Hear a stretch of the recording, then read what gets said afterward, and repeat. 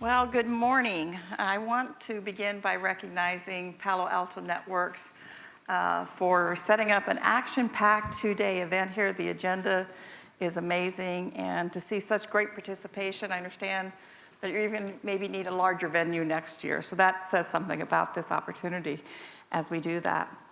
So I'm honored to host our fireside chat about cybersecurity to the tactical edge, which is getting closer and closer to being undefined. So we're going to talk generally about it.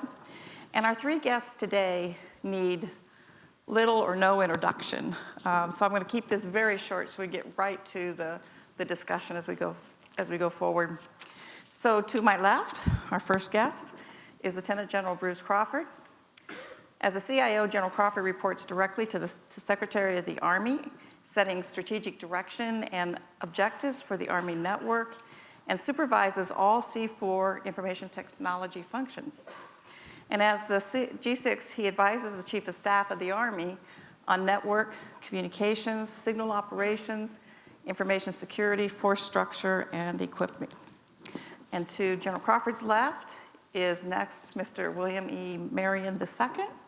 Mr. Marion is the Deputy Chief Operations for the United States Air Force. He leads 2 directorates and supports 20,000 cyber operations and support personnel across the globe. He provides oversight of the Air Force's information technology portfolios and all other matters related to the Department of the Air Force. And our final guest is Mr. Donald Heckman. Mr. Heckman, the Principal Director, Deputy Chief Information Officer for Cybersecurity, Department of Defense. Mr. Heckman is responsible for ensuring the department has a well-defined and well-executed cybersecurity program. He is responsible for coordinating cybersecurity standards, policies, and procedures with others, federal agencies, coalition partners, and industry. And that was the topic that we didn't talk about this morning, is the value of the coalition partners. So if we would like to bring something in on that. So I'm going to start with Mr. Marion, please, sir.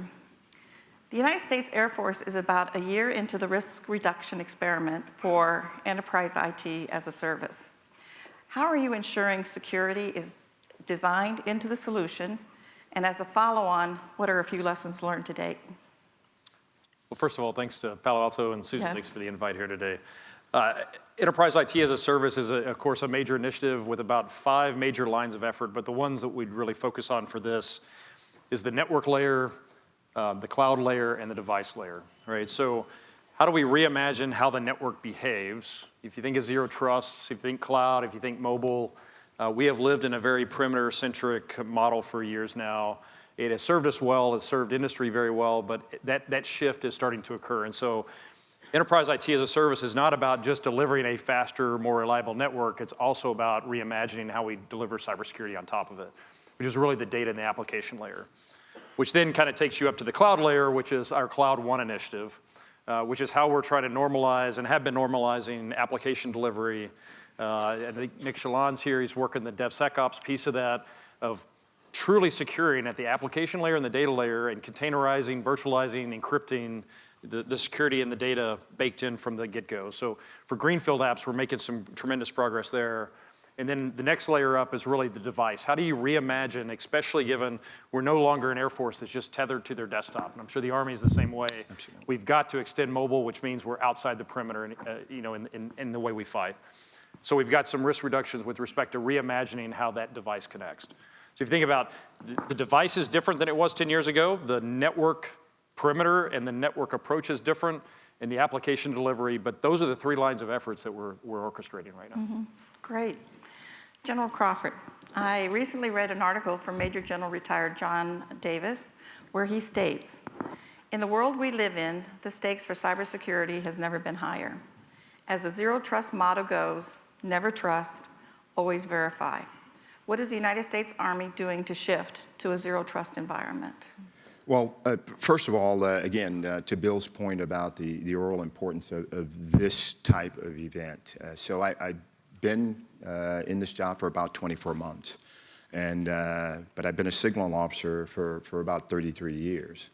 And I've seen more strategic shifts in terms of us working together across the department in the last 24 months than I've probably seen in the last 10 years or so, since I've been kind of old enough to know what I'm looking at here and really understand the strategic importance of us working together. So to that end, so I think when it comes to zero trust, given the importance of zero trust to multi-domain operations and from a joint perspective, all domain operations, there's kind of one big thing we've got to do. And that thing is resist the temptation to develop service-specific solutions. And so to that end, I think the path that Mr. Deasy, working with Cybercom, Joe Nakasone, and our other joint teammate, Nancy Norton at DISA, I think the path that we're on is going to be a path that leads to a greater good for the overall team by specific service solutions. But in terms of things that the Army's doing to set conditions for this environment that we talk about, I think first and foremost, I've got to call out the work that my #1 Army teammate, Lieutenant General Steve Fogarty, is doing at Army Cyber. As you think about the tenets of zero trust, one of them is our ability to monitor access, and one of them is our ability to capture institutionally anomalies. Hey, Susan Lawrence doesn't normally log on at this time of night. And so it's not just a siloed approach. Steve has, over the last few years in Army Cyber, have created the largest data lake in the Army with the Army's big data platform. And so what we're doing is, again, back to the tenets of zero trust, is we are leveraging the lessons learned of the last 3 years with the big data platform to really get after the condition setting required to posture ourselves in a zero trust environment. The other big thing that I'll mention that I think, and it has to do with data, is the Army is ready to publish its data strategy. And what you'll see, when you see the DoD strategy, you'll see the Army nested in that strategy. And if I could replace the word strategy with respect to the data strategy, I'd say data standards, because it's really about implementing common standards to get after another tenet of zero trust, which has to do with access and has to do with data sharing. We'll never get to data sharing if we aren't ruthless in the implementation of the data standards. And so there are many other things, getting after identity, credentialing, and access management, because that's another piece of it, but leveraging Steve Fogarty's work with the big data platform to, again, largest data lake that we have in the Army, and then really taking on the data strategy writ large, and not just publishing a document, but issuing an order to the Army that says execute. So that's myself, Lieutenant General Fogarty, and the G3 of the Army, Lieutenant General Charlie Flynn, who are helping shepherd this forward. Yeah, very good point. Would you like to add to that from the DoD perspective? Yeah, I'd like to hit on a key point. General Crawford said, working very closely with Bill and his team in the Air Force, but I'd like to say all the CIOs are working together. We're working across the board to share best practices, set common standards, make sure that we don't have service-unique solutions, that they all kind of roll into an enterprise solution. And as he said, I've been 36 years in the government, and I've never seen a team of CIOs work as closely together as this team does over the last 24 months. And I'm really excited because I think, there are a lot of things we can accomplish, but we need to do it as an enterprise, not as individual components. Yeah, good point. Mr. Heckman, a central goal in the DoD digital modernization strategy is to evolve cybersecurity for an agile and resilient defense posture. Where is the DoD CIO prioritizing its investments to buy down cybersecurity risk? And as a follow-on, how are you promoting an agility and resistance into your efforts? Yeah, so I think that's a great question. Working with our partners, we've identified what we call our cyber landscape, which kind of have our top focus areas. And so, and what we were able to do last year was convince the department that we couldn't kind of piecemeal and do individual pieces. You needed a holistic program. to actually raise the security posture of the department. And so we now have this approach that looks at, zero trust, but knowing 100% of your assets on your network. You can't defend what you don't know, right? Then are those assets in compliance with your standards and specifications? Are they configured? Are they patched? Are they updated? So continuous monitoring, we like to call it comply to connect, and continuous monitoring. And then are our applications developed securely, right? So we have a whole initiative on secure DevOps. And so how do we deliver things faster?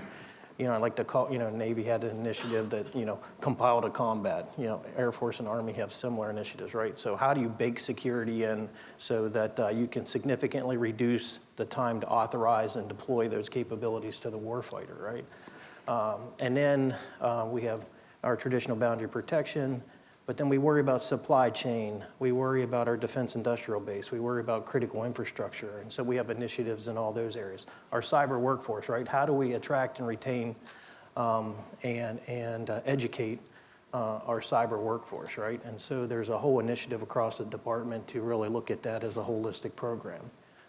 And then, programs on how do we bring modern encryption techniques, how do we improve our information sharing solutions, whether it's across domain or it's mission partner environment, all leading to allowing us to be more agile and resistant with cloud computing and artificial intelligence, right? So that we can actually give our warfighters the advantage in improved command control communications in terms of assured weapon systems and assured position navigation and timing, right? So we have initiatives in all those areas to raise the bar, working jointly with the services and the joint staff. And so in terms of the resiliency, again, I think software-defined networking, cloud computing, elastic computing, being able to real-time detect anomalies, use automation to react to them, alert our cyber defenders to go look for these anomalies, right? So that they're not like trying to go through lots and lots of data, but trying to help them cull the data to look at anomalies. I think those are some of the things that we're doing for resiliency. Yeah. Bill, The rest of you.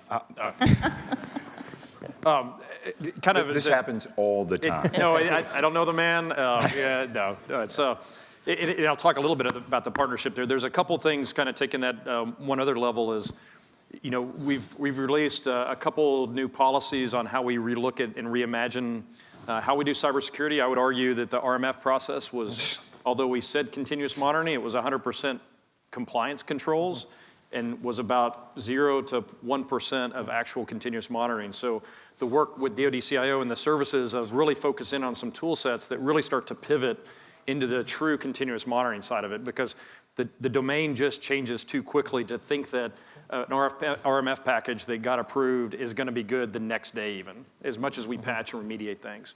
And so then you parlay it into the DevSecOps and cloud space that we're in right now. We have now accredited 2 software factories, not applications, but software factories that have shown that they can build secure, repeatable, cloud-based controls, pin-tested, code fuzzed, all those kind of things baked into it. And so DevSecOps, if we're going to be more agile in how we deliver software, we've got to reimagine the RMF process as well, right? You can't do weekly and monthly and daily software releases if you don't change that. So our Kessel Run and our Space Camp work, again in partnership with our AQ team and PEOs, has been going like gangbusters to reimagine how we deliver software. And what we're finding is we're actually building more secure, more rapid, more agile, not less so when we implement those tactics. And then the last thing was what we call fast track ATO. And I always say as a CIO, it's much more productive to be a carrot than a stick. And so how do I give our customers a repeatable cloud ecosystem that they can live in? And this is a partnership the Army and us have together of basically a cloud service with all the right things baked into it that says, hey, if you adopt this, it's a carrot to enable you to speed up your time to bang, if you will, on your software that you build as well, or just a SaaS application or anything else that you want to factor there. So I think there's some real world examples that we're all partnering together with to no kidding implement continuous monitoring and also get more rapid in our software delivery approaches. Right, right. Well, there are really 2 points, and I'll make them briefly. One, to the point of RMF. And so obviously everybody knows came with about a 700% increase in workload with no additional people. What Ms. Nancy Kreidler, who's a Tier 2 SES, who's the director of our Cybersecurity director, just joined, a tremendously talented individual. If any of you ever have the opportunity to deal with her. Since March, the Army has gone from 75% meeting their FISMA standards to 99% since March. All right, first time to the power of really flattening and optimizing the RMF process in the way we approach ATOs. First time since 2015 that the United States Army has been above the 95% FISMA standard. So that was point one, just kind of piggybacking on Bill's point. But the elephant in the room today, and I'll just challenge everyone here, if you remember nothing else that I say today, we're going to talk a lot about things, but we've got to have a conversation about people. We got to have a conversation about what we call the race for talent. And so it's not just an internal race amongst the services.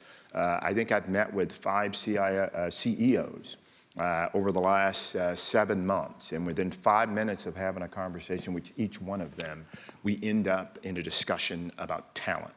And how do they help us help ourselves when it comes to talent? And how do we get out of this space where we are literally competing and we create this almost incubator that allows us to share talent? Going off to talk to about 500 junior ROTC cadets about opportunities to come work for the government in STEM and some of the 250,000 government opportunities, jobs. About 15,000 of them are in STEM this weekend. What we have found out is that, so the initial reaction, we can't compete with pick a piece of the IT marketplace, pick a Fortune 50 company. Absolutely, and we shouldn't be trying to.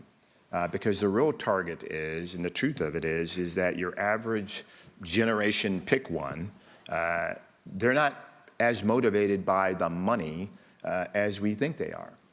The things that motivate them most are things like work-life balance, okay? Things like doing meaningful work, and of course they want to make a difference. And they are patriots, so they want to serve.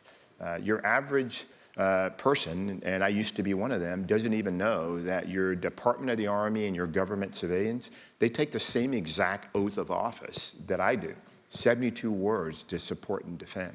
And so I just wanted to touch on the people part of this, because I think that's going to be the greatest challenge, is how do we create an environment where we can share talent, we can send, in this particular case, Army, Navy, Air Force, Marine Corps talent to you, and then we create opportunities where you can come in and you can spend some time inside the tent really, understanding the depth and scope of our problem. So it's about people, it's about the race for talent, and it also ties to the Chief of Staff of the Army's #1 priority. So readiness, modernization, and reform are still important to the Army, but this chief, over the last 30 days, the 40th Chief of Staff has said, it's people.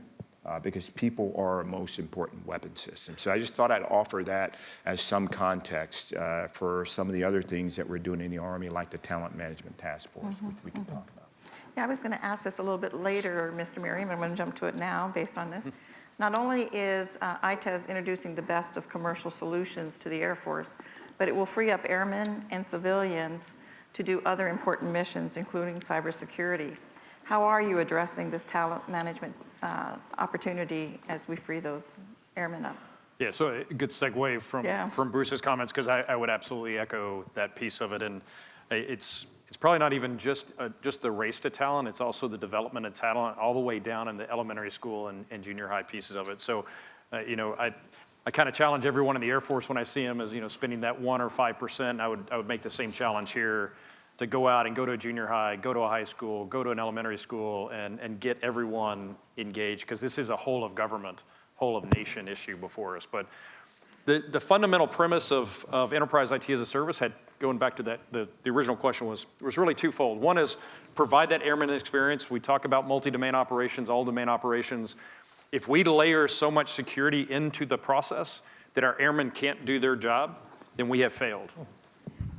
Right? Security, if TSA was to shut the gates down and say we have perfect security into the airlines, we would have shut down as a nation. It's really no different in the IT space of it. So one was to provide that user experience. The second side of that was, just like corporations do, what are your core competencies? What are your warfighting capabilities as the United States Air Force, or as the Army, Navy, Coast Guard, Marines? And it's to fight the war. It's fight the bad guys. Keep them off our soil, which we all know cyber is absolutely there on our soil every day in many different ways, from elections to nation state to electrical grid. So we need to mature our own processes to get out of the business lines that aren't the competitive areas that we ought to be in, like running email or running shared drives or SharePoints, or in some cases even networks, and then migrating those individuals and using that talent pool, because they're all cyber operators at the end of the day. And I'm on this homage, I guess, of every single airman that is touching one of those systems, whether it's critical infrastructure or a server, is foundationally important to the defense of this nation, because, and I use HVAC technicians as a prime one just to kind of drive the point home, and they go, what? And I go, it's one of the most vulnerable pieces of equipment that's out there. Yes. Right? And so who better knows how to censor, remediate, patch, understand, and secure that HVAC piece of equipment? Not an IT guy even, but an HVAC technician. So this is a broad critical infrastructure piece that we're trying to get at, protected basing and contested space from that perspective. So there's two big pushes. One, to provide that next gen environment, because our chief would say it's a retention issue when we can't allow them to have that quality of work just to get the job done. And then the other side of it is to make that transition. So we're well on that way. There's always the angst of change in that model, but I think people are starting to recognize this makes them more marketable, it makes them more competitive. They'll actually enjoy that mission better, because at the end of the day, I don't think anybody wants to get hit over the head because the server's down. Yeah. And when you can just say, the server's up and I brought value from a cybersecurity thing today, I also think that's a morale building of quality of work aspect as well. Right. I'm going to kind of go way out on the limb here on people discussion, Mr. Heckman, again. The Joint Artificial Intelligence Center has announced plans to hire an expert to ensure that ethics are baked in to capabilities being developed in the center. Can you tell us about the ongoing ethical considerations in DoD's development of AI capabilities? How are we able to stay ahead of our adversaries, such as China and Russia, who do not have the same ethical standards as we do? Yep, I'll be glad to take that. So actually, as a part of our Joint AI Intelligence Center, we are going to hire an ethicist. It's a byproduct of the fact that ethics is one of our driving principles in our strategy. It's actually documented in our strategy, which you can find online and read. But everything we do in the department for artificial intelligence, from requirements through operations, is really driven by our ethics. And so, again, we pride ourselves, as a department, our history of, warfighting ethics, driving everything we do. And so the bottom line is, if we can't do something that fits within our ethical norms, we won't do it. We won't risk the mission. We won't risk the people. And so, again, I think that's a good thing. I think history has proven that, even with our ethics, we can be competitive. We can be competitive with the Russians and the Chinese. We've actually, seen some cases where they probably don't have the same principles that we do. But yet, we still think that because of our partnerships with academia, industry, across all the services, bring everything together, that we can do that in an ethical manner. Right. So just one point to add. So I equate this particular part of the discussion, where we're having a discussion about ethics and AI. If you set the Wayback Machine to about 2010, when we started to have a discussion about cyber, and then we started to get our minds around the defensive piece of this, and then we're having discussions about, I'm talking institutionally, corporately, in your regular organizations, about offensive cyber operations. Think about where the legal community was writ large across the institution, our lawyers, in their capacity to really advise on offensive cyber operations. And so when the Army stood up its AI in response to the JAIC standing up, at that time, Secretary Esper and Undersecretary, now Secretary McCarthy, last October stood up the Army's AI task force. And did the ribbon cutting at Carnegie Mellon on the 1st of February. One of the very first conversations I had, literally in the hallway of the Pentagon, was with Lieutenant General Chuck Petey, the senior lawyer in the Army, about what are you doing in Charlottesville in terms of building capacity in the legal community to advise us on or the integration of artificial intelligence. And so it's a real, it's back to the people problem.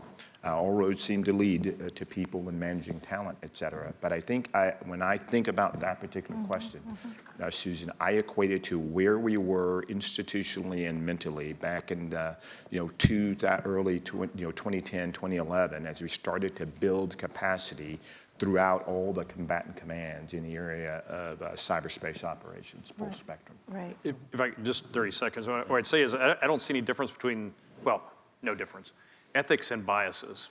Artificial intelligence, right, has biases because a human ultimately builds some kind of rules or builds some kind of data set. What data set I even provide can create a bias. And so if you believe in the good of the human race kind of thing, I would say the Chinese are going to get it wrong from that perspective because ultimately, if anything, the ethicists ought to understand what those biases are and how we deal with them because they're always going to be there.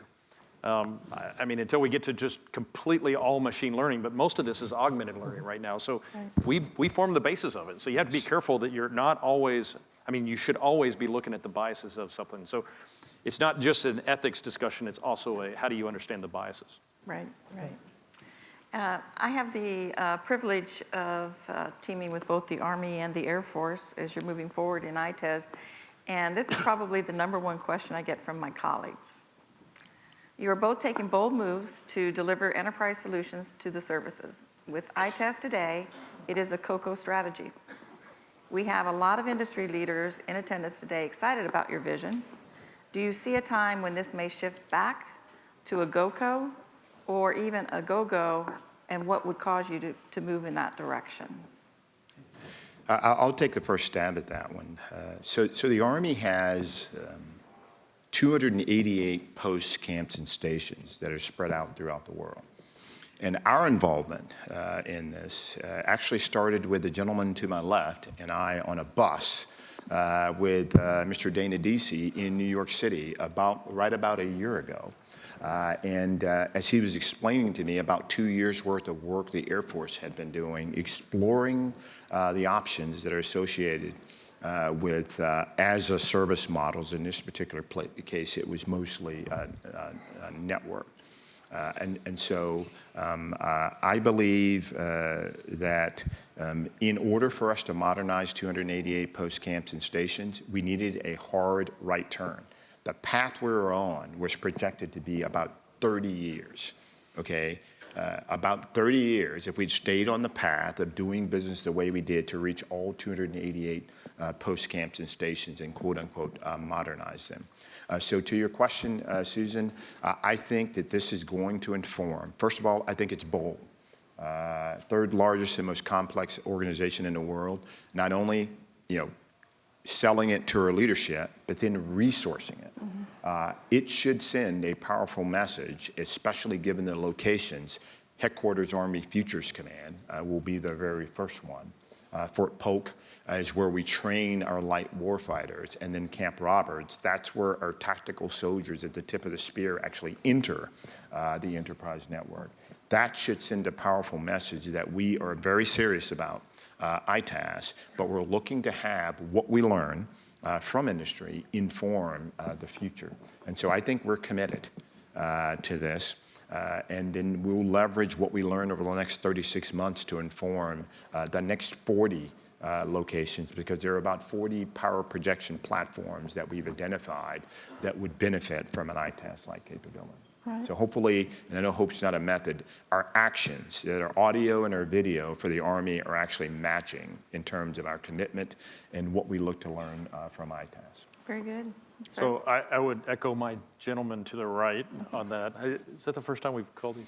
Gentlemen. The first time we use gentlemen. Yeah. I would echo everything said, but I would also say another thing, and it kind of goes back to my cybersecurity and commodity IT comment earlier, is that answer is going to be determined by what is critical to us as a mission operations. Mm-hmm. When we deploy in garrison, sometimes we need to own it, sometimes we don't. Mm-hmm. But like any corporation out there, even in the cybersecurity business, there's elements that we don't need to run anymore because they're not mission differentiators. One simple example I gave earlier this morning was spam. And you go, well, the DoD should know all the spam that's hitting the outer layers. Well, really, or should we know we let the Microsofts of the world with our Office 365 lower that noise threshold for us and only worry about the ones that we actually need to worry about? And so that's a very simple example of, as you commoditize out, you only need to own what you need to own. Uber's not going away, I don't think. Right. I don't know if my son is ever going to buy a car. He may buy a car, or he may buy some kind of leasing agreement, but that's probably no different than how ITAS is going to come out. There's elements of the network that we no longer need to own anymore. Absolutely. Or the cloud. I mean, we're already doing that with our cloud work. But that's what the risk reductions are there for, is to understand what makes sense that we do need to own, what makes sense that we don't need to own, and probably some hybrid in between that really risk informs from a mission perspective. Because if we keep the old model, again, if we don't make the bold move, we don't have those airmen available. And I always say, if we had 10,000 more cyber positions on our books right now and you had 10,000 more, could we even fill them? Right. And so what's more important is that we're best utilizing the resources that we do have against the fight that's really core to the Air Force and the Army. Otherwise, I think we've done our service secretaries a disservice and the nation. So that's the fundamental shift. Again, the risk reductions will inform what right looks like. And the willingness to accept the risk Right. at the institutional level. You could say that this is a place that we hadn't been in before. I mean, there is a reason why the Army never dipped its toe, so to speak, into the as-a-service model, which is not new, by the way. Obviously, the Navy played a heavy role in informing what Bill's doing, and then we were actually able to get the Navy and the Air Force in the room to have a conversation about how we should approach it, which is slightly different than the way Bill is, but with the same desired joint outcomes. Right. So a follow-on question, and Mr. Heckman, I'm going to ask you to jump in on this as well. What impact does IT cyber supply chain have on your decision that you've made? Oof. The world is getting smaller with global cyber implications. General Crawford. So, That's an easy one. Yeah, easy one. Yeah, why don't you go first? I think Bill paid you to have me answer this one first. Listen, I mentioned one thing when you have a conversation with the Defense Industrial Base, when you're having a conversation with CIOs and CISOs and CEOs, that they talk about one's people. The second thing that takes all the oxygen out of the room is this broad discussion about what we're calling the cyber IT supply chain. And so first and foremost, I will tell you that my perspective is it's got to be whole of nation, not Air Force, Army, Navy, Marines, DOD, pick an entity. For a variety of different reasons, it has got to be a whole of nation approach. And so I think this issue is one of those that's bigger than the actual title, because it's fundamental to everything that we've talked about here. We had a conversation with a CEO recently where I'll just tell you a very high percentage of their parts were made here in the United States, but they were sent elsewhere to be assembled. The fundamental question is, and that's not necessarily, look, the global economy is the global economy. That's not necessarily bad. It's just, is that important to us? is one of the questions. And so I think every service has, I won't say reacted, but I think is synchronized and integrated with Section 889 of recent NDA language, which started to, for the first time in a long time, actually take some tangible actions. We had to meet by the 13th of August. That was contract language. Now, that's not the entire program, but I guess my point is this particular issue is fundamental and remaining, I won't say competitive, but aware with the ability to react to this particular issue institutionally, whole of nation, is probably one of the great challenges of the next 10 years. The good news is we're not starting from scratch, and there are a lot of partners in the IC and in other places that have already started to, so they've got data about the approaches that we should be taking. But I think that it takes the importance of the relationship between, I would say, the Army as a part of DOD and DOD with the defense industrial base to a whole nother level of collaboration and cooperation that's required to really get after the depth and scope of this particular problem. Yeah. Mr. Heckman? If I could, yes, sir. to tie this back to the zero trust Right. piece of it, right? So I think this is another like hugely compelling reason why zero trust has got to be the new model. To some degree, you can't fully trust the network anymore. You can't fully trust a device anymore. You can't fully necessarily trust the cloud anymore. Maybe we never could have fully trusted before anyway. But and so how do you layer and think differently about the security model? Because the perimeter is not going to protect you from supply chain. Right. And that's our principal defense mechanism today. So kind of tying it back to the theme here is this is where how you focus on data security and applications and those kind of things, because I ask this question to everybody. I've yet to have somebody say I don't do that, but you conduct your Wells Fargo account over a very dirty internet.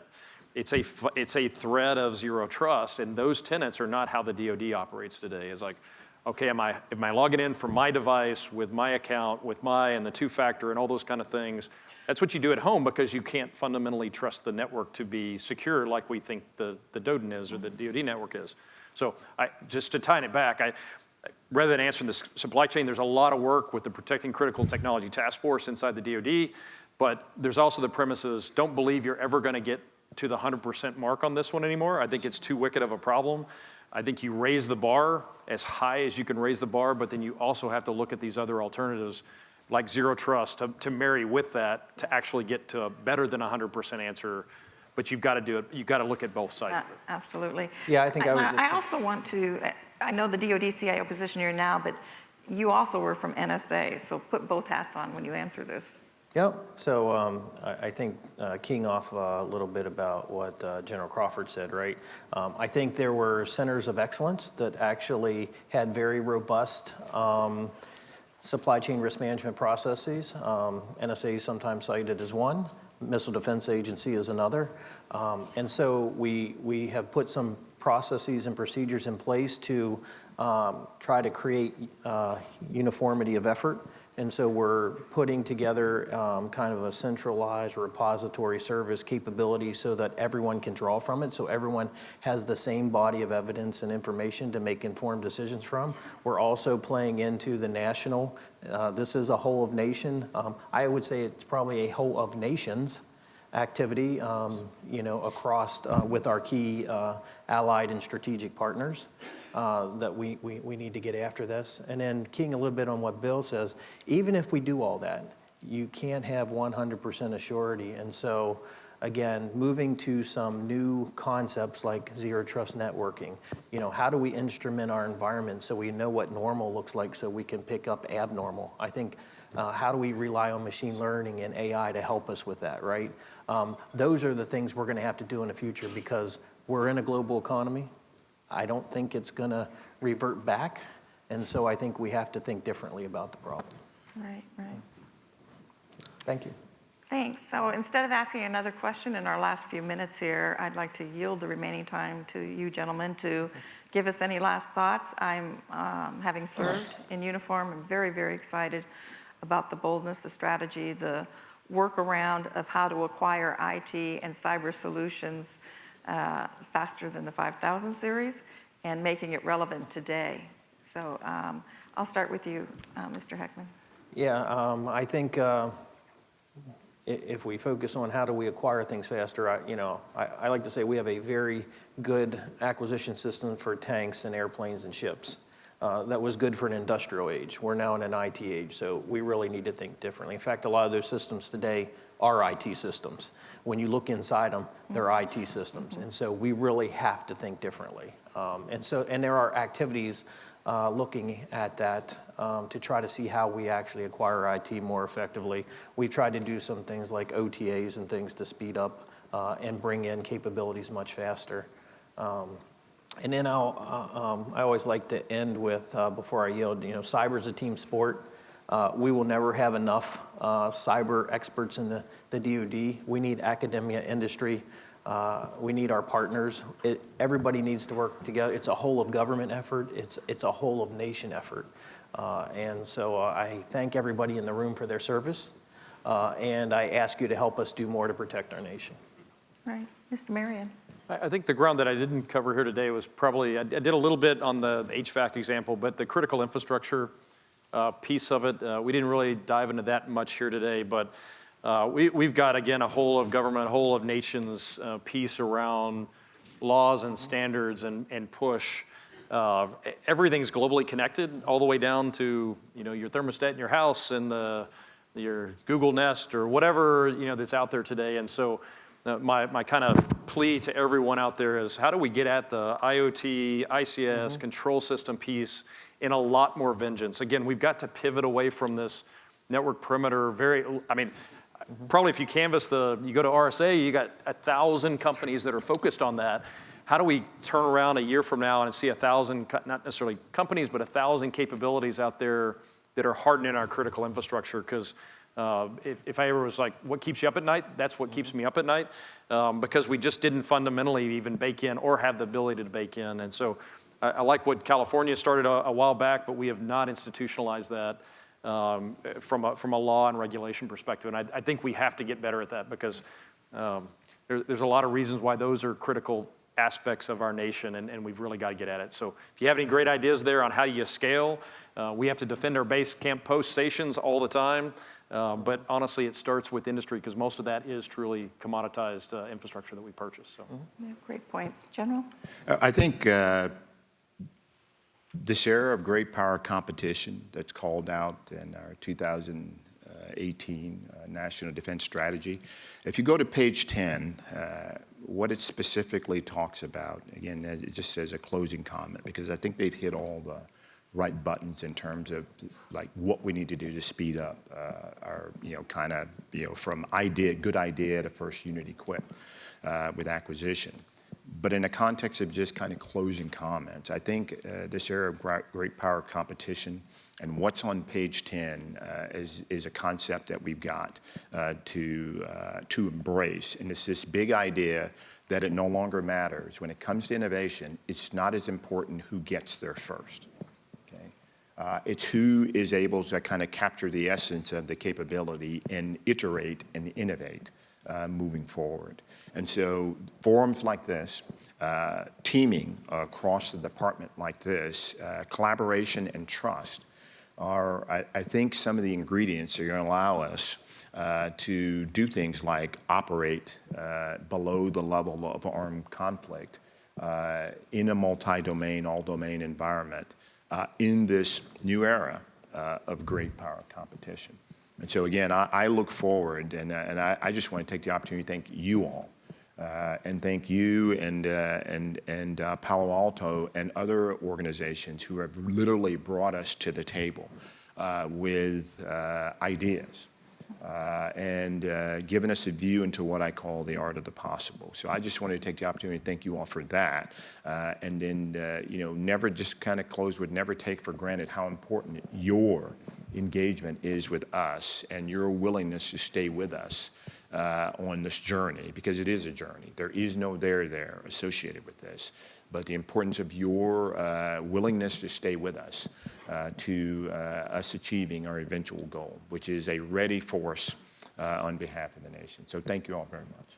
Thank you very much. Please join me in thanking our panel here.